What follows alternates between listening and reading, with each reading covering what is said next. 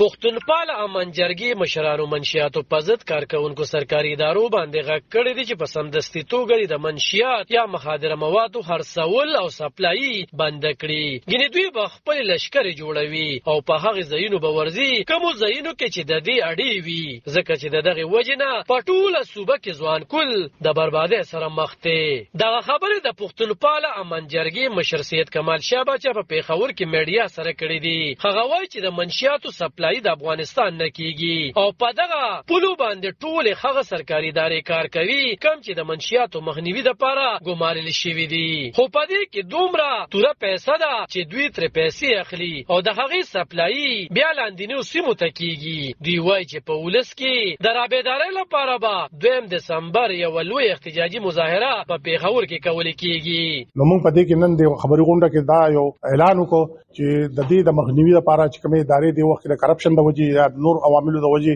کار نه کوي، لاس نه چي، نو په 2 دسمبر باندې موږ دلته د پېښور پریس کلب مخې ته د دغه ریاست چې کومې ادارې دي او دغه د مخنیوي کوم ریسپانسیبিলিټي یا ځمداري دغه جوړیږي دغه د رابطارو لپاره او د ټولنې د رابطارو لپاره موږ ان شاء الله غونډه کوو. ان شاء الله زموږ دا یقین دي چې د وخت دا کم صورتحال دا اعلان باندې کو چې موږ دا وایو چې واځي سماج با د دې قابلیت او سماج به دا د مخنیوي کوم دا غلطه خبره ده. کوم دا واځي وایو چې سټیټ یعنی ریاست با د مخنیوي کې نظام غلطه ده. دا صورتحال داسې دي چې دا به اوس سټیټ او زمونږ ټولنه دواړه په شریکه باندې چې کوم دي پښتو کې بزده ویم دا به یو جګ واړي. سید کمال شاه باچا زیاته کړه چې کو دغه روستو هم سرکاري ادارو خپل رول د منشیاتو په ضد اونلوبو نو دوی به په هغه ځایونو لشکرکشي کوي کم ځایونو کې چې خرڅيږي. او دا موږ چې وو بار بار موږ دا سیمینارز موږ کوم پریس کانفرنسز وکړو، موږ ریلیز وکړو، صوبایي اسمبلی مخه د موږ احتجاجونه وکړو دلته په پېښور او د ټول صوبې د سونو ضلع چې موږ هغه ته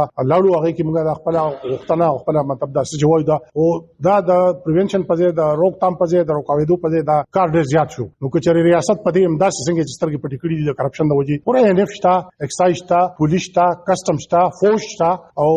صورتحال دونه خراب شو چې نن 2 کروڑ خلک منشیاتو استعمال کوي. نو بیا بالکل زدا اعلان کوم په دې پېښور پرشلب کې زمونږ د پېښور چې کوم تنظیم دی ما خپل عہدیدار ته خپل ملګرو ته نن دا هدایت وکړو چې کچره ریاست دا سترګې په دې پټې لکه پټې کړې دي بیا به موږ د دې ځان سره خپل تنظیم او خپل ځوانانو دا به موږ لو او موږ ته چې کوم دی دغه په خیبر جنسه کې د دې اړې معلومې دي، موږ